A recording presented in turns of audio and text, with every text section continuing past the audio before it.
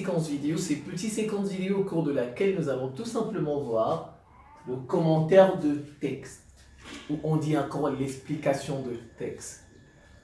Voilà, comment fait-on le commentaire de texte, comment fait-on l'explication de texte? Trois parties. Le principe de l'exercice, c'est quoi d'abord ça? C'est quoi d'abord? C'est ça le principe. Qu'est-ce que c'est le commentaire de texte? Qu'est-ce que c'est l'explication de texte? On va essayer d'expliquer ça. En deux, la préparation. Que devez-vous faire pour préparer, vous préparer à rédiger? Et en trois, la rédaction, normalement, introduction, développement, conclusion et un petit conseil à la fin. Voilà, ce sera un peu long, donc soyez un peu patients. C'est parti. Le principe de l'exercice, c'est quoi le commentaire? C'est très simple. L'explication de texte ou le commentaire de texte, c'est une étude ordonnée. C'est une étude linéaire. C'est une étude détaillée d'un texte qu'on va vous donner. Voilà, comme je viens de le dire, ligne par ligne, vous devez nous expliquer, vous devez nous aider à comprendre le propos de l'auteur, le problème soulevé par l'auteur et la réponse qu'il apporte à ce problème. Parce que dans un texte, il y a toujours un problème, on doit le ressortir, vous devez le ressortir ce problème et la solution à ce problème. Que dit l'auteur à cela? Comment il résout cela? Donc c'est ça le principe. Alors, ça s'attache à dégager les enjeux philosophiques et la démarche caractéristique. Les textes ont toujours un enjeu, des enjeux. Vous voyez, en texte, c'est l'auteur, il a abordé à sa façon. Ça veut dire qu'en fait, dans la société, il y a un débat sur ça. Vous voyez, il y a un débat sur ça. Et puis, chacun va l'aborder de ses... Pour vous aider à comprendre, regardez par exemple le débat sur Dieu. Vous voyez, dans nos sociétés, parfois on fait des débats sur Dieu, on oppose les chrétiens et les musulmans, ils passent à la télé, chacun donne, vous voyez, voilà, c'est ça. Donc il y a un problème, et vous voyez, le musulman par exemple, il va expliquer de sa façon, n'est-ce pas? Voilà, et le chrétien par exemple, ou bien le juif, ou bien le bouddhiste, chacun va expliquer. C'est ça, donc il faut dégager les enjeux philosophiques du texte qu'on vous donne. Le plus souvent, le texte, on ne vous demande pas de connaître l'auteur. C'est pas utile. C'est pas utile de connaître la doctrine de l'auteur. Il faut que vous bossiez tous les auteurs philosophiques que vous avez. Non, non, non, ça, on ne vous demande pas ça. Si vous connaissez des auteurs déjà dans votre propre culture philosophique, c'est bien. C'est bien, mais c'est pas requis, c'est pas indispensable. On peut vous donner n'importe quel texte. Vous n'êtes pas supposé connaître tous les auteurs du monde, tous les philosophes du monde. Vous êtes d'accord? Donc, la connaissance de la doctrine de l'auteur n'est pas requise. Il faut et il suffit que l'explication rende compte du problème dont il est question. C'est tout. Votre explication doit tout simplement rendre compte du problème dont il est question à l'intérieur et la réponse et la solution. C'est tout. C'est tout ce qu'on vous demande. Le problème qu'il y a dedans, c'est quoi? Et puis, quelle est la réponse qu'il a apportée? C'est tout. Voilà ce qu'on vous demande. Deux choses. De trouver le problème et de trouver la réponse que l'auteur a apportée, et vous le faites ligne par ligne.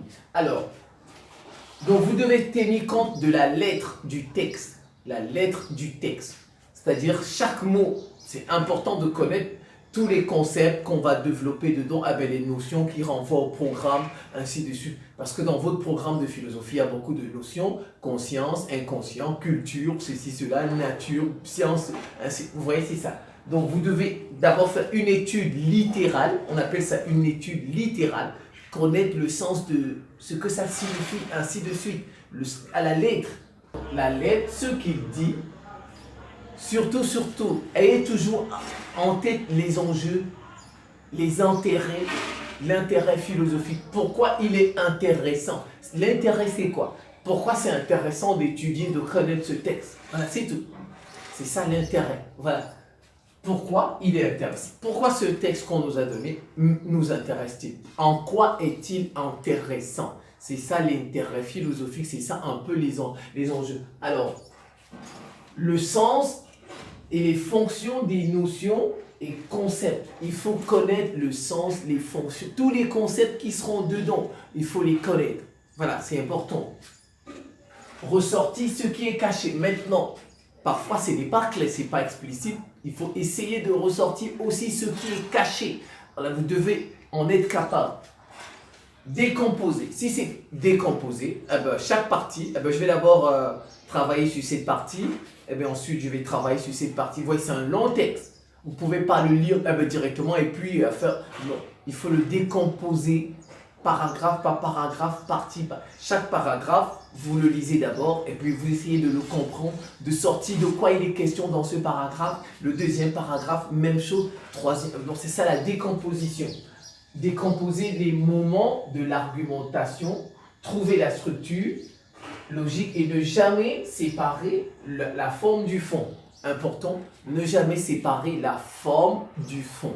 La forme du texte, eh ben, comment est-ce que ça se présente, eh ben, et le fond. Le fond, c'est de quoi il est question à l'intérieur. Alors, maintenant, la préparation. La préparation, il faut lire plusieurs fois votre texte. Eh ben, vous le lisez plusieurs fois. Vous le surlignez, parce qu'il y a des stabilos là. Vous le soulignez aussi. Si vous voulez, les filles ont des jolis machins là, elles soulignent, ben voilà. Si vous avez un crayon, les garçons, vous soulignez. Voilà, on surligne, on souligne les termes importants. Voilà, importants. Et on cherche à les comprendre. On reformule au fur et à mesure de vos textes. Chaque fois que vous lisez, vous vous arrêtez. Ne lisez pas. Vous lisez, vous essayez de reformuler. Ah ben, de quoi il est question? Mais qu'est-ce qu'il veut nous dire? Qu'est-ce qu'il veut nous dire? Quelle est la question qui est dedans? C'est ça. À chaque lecture, étape par étape, reformule. Vous lisez ici. 2 phrases, arrêtez-vous. Ah ben, qu'est-ce qu'on... Ainsi de suite, ainsi de suite, ainsi de suite. Voilà. Maintenant, vous cherchez le thème. Vous cherchez le thème. Le thème. Le thème, c'est de quoi parle-t-il? Le texte parle de quoi? C'est ça le thème. Que fait l'auteur? Maintenant, que fait l'auteur? C'est ça la thèse. Donc, vous devez chercher le thème. Il parle de quoi? Et vous devez chercher la thèse. C'est que dit l'auteur. Vous voyez? Le texte parle de quoi? Par exemple, il parle des bandits, le texte. Que dit l'auteur des bandits? Il dit les bandits sont méchants. Vous voyez? Le thème, bandit. La thèse de l'auteur, les bandits sont méchants. Alors, est-ce qu'il critique? Voilà, il peut arriver qu'il critique. Il peut arriver qu'il défende une position, qu'il soutienne la thèse. Voilà, il peut arriver qu'il donne une illustration de ses propos. Il donne un exemple. Voilà, donc ça dépend. Donc, il peut arriver qu'il critique, qu'il illustre une idée. Voilà, qu'il illustre son idée par un exemple, et qu'il défende une thèse. Voilà, qu'il défende une thèse. Et puis, que dit-il? C'est le contenu. Le contenu. Vous devez trouver le contenu. Que dit-il? Ce sont des questions comme ça que vous devez... Que dit-il? Donc, le contenu du texte. C'est ça, le contenu du texte. Alors, découper en parties. Il faut découper en parties, je l'ai déjà dit, qui correspond à une idée. Donc, chaque partie va correspondre à une idée. Et bien que vous allez expliquer dans le développement chaque partie. Et puis, maintenant, la thèse, je l'ai déjà. La thèse, en fait, c'est quoi? C'est l'idée principale.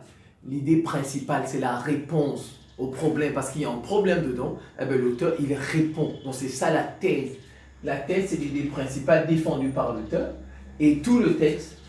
Et comment on peut, que veut-il démontrer? Voilà des questions que vous pouvez. Que veut-il démontrer pour trouver par exemple la thèse? Qu'est-ce qu'il veut signifier? Qu'est-ce qu'il veut nous montrer? Il veut nous emmener. Vous allez trouver, avec ce genre de questions, vous allez trouver la thèse. Et puis, le problème est la question à laquelle le texte veut répondre. Voilà, le problème, c'est, il est en train de répondre à quelque chose. Et bien c'est ça, le problème. Et puis pour terminer, il faut bien vous mettre en tête les enjeux philosophiques. Les enjeux philosophiques. Il n'est pas le seul qui a abordé ça. Il n'est pas le seul qui a abordé ce genre de problème. Alors, donc, il faut ouvrir un peu l'élargissement. Il faut dire, tiens, il n'est pas le seul, donc c'est déjà important. Alors, maintenant, c'est la rédaction. Si vous trouvez, par exemple, le nombre de parties que vous allez trouver, si vous trouvez 2 ou 3 parties, chaque partie a une idée, n'est-ce pas? Chaque partie a une idée directrice. Et maintenant, dans cette idée directrice, il peut y avoir des paragraphes à l'intérieur, c'est-à-dire des sous-idées. Des sous-idées, si vous voulez, sous-idées. Voilà. Et puis, il ne faut pas oublier qu'il y a une partie explicative et une partie analyse. Maintenant, vous devez critiquer. Donc, le commentaire de texte ou bien l'explication de texte, ce n'est pas seulement expliquer, expliquer, expliquer. Vous expliquez d'abord une première partie, une première grande partie. Vous expliquez tout le texte, tout ce que dit l'auteur, le problème soulevé, sa thèse, vous expliquez. Je vous ai dit, c'est une étude linéaire, c'est une étude ordonnée, détaillée, vous êtes dans les détails. Et il y a une deuxième partie, la partie analyse, où vous devez apporter, vous devez évaluer ce que le travail de l'auteur. Voilà, il ne faut jamais l'oublier. En gros, dans le développement, il y a 2 grandes parties. Une partie qui explique le texte et une deuxième partie où vous, maintenant, vous jugez l'auteur. Vous le passez au tribunal. Voilà, c'est ça ce qu'on appelle la partie analyse. Alors donc, introduction. Vous devez définir la notion. Parce que dans le texte, il y a une notion qui revient. Quand vous lisez, vous allez faire attention. Vous allez voir peut-être qu'il s'agit de la conscience, peut-être qu'il s'agit de la nature, de la culture, ou bien de l'art ou de la vérité, voilà, ou bien du travail.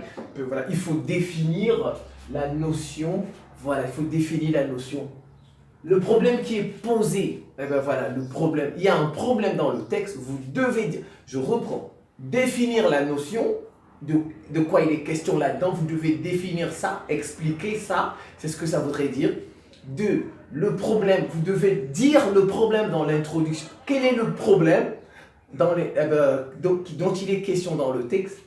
Et la thèse de l'auteur, vous apportez la thèse de l'auteur, c'est-à-dire la réponse. Voilà le problème, il dit ça, voilà la réponse. Les 3 doivent être dans le texte. Vous mettez maintenant le plan.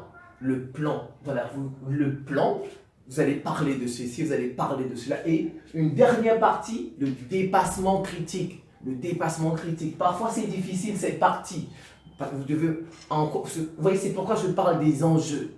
Il faut connaître, quand vous lisez, vous allez vous dire, ah ben tiens, il n'est pas le seul qui a abordé ça. Donc, ça fait partie un peu du dépassement critique. Ça, c'est extrêmement difficile, mais si vous êtes capable de faire le dépassement critique, je pense que votre correcteur en sera très fier. Donc, je reprends, définir la notion, l'expliquer, la notion principale du texte, le problème posé, il faut le dire, et la réponse apportée par l'auteur, il faut énoncer cela, il faut donner le plan, et vous faites un dépassement critique. Maintenant, dans le développement, chaque partie doit être divisé en paragraphes, bien sûr, en paragraphes, et puis vous développez, vous expliquez, et quand on veut passer d'une partie à une autre partie, on met une transition, c'est comme en dissertation, on met des transitions, quand on veut partir d'une partie, on veut quitter une partie pour une autre, voilà, on met tout simplement des transitions.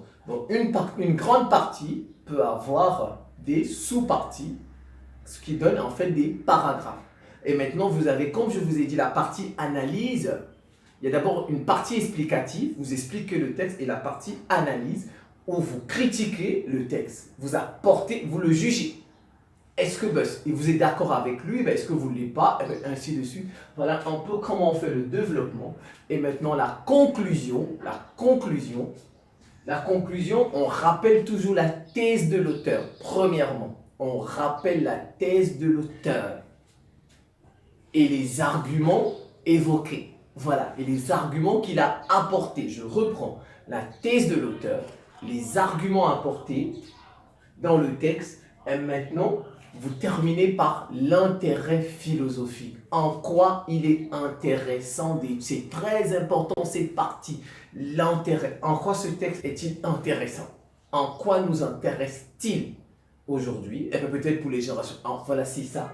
Rappelez la thèse avec les arguments évoqués, dans le texte et l'intérêt philosophique. C'est surtout là-bas on attend les élèves, même les étudiants, l'intérêt philosophique. Et puis, bon, voilà, c'est terminé. Et puis, quand vous faites, par exemple, votre développement, faut pas, vous pouvez de temps en temps citer le texte. Hein. Vous pouvez citer le texte et l'expliquer. Voilà, vous pouvez prendre des passages dans le texte, vous le citez. On va éviter la paraphrase, donc vous citez le texte, mais vous l'expliquez. Et il vaut mieux citer peu, mais expliquer beaucoup. Voilà, si vous êtes capable, vous citez peu, vous citez un passage et vous expliquez ça. Il vaut mieux apporter plus d'explications que d'apporter beaucoup de citations du texte et peu d'explications. Vous voyez, c'est un peu comme si vous avez repris juste le texte. Donc, vous citez peu et vous expliquez beaucoup. Donc, dans une prochaine vidéo, je prendrai certainement un sujet que je vais traiter de l'introduction jusqu'à la conclusion. Et comme ça, vous verrez comment ça se passe. C'est la fin. Je vous remercie pour votre attention et à très bientôt.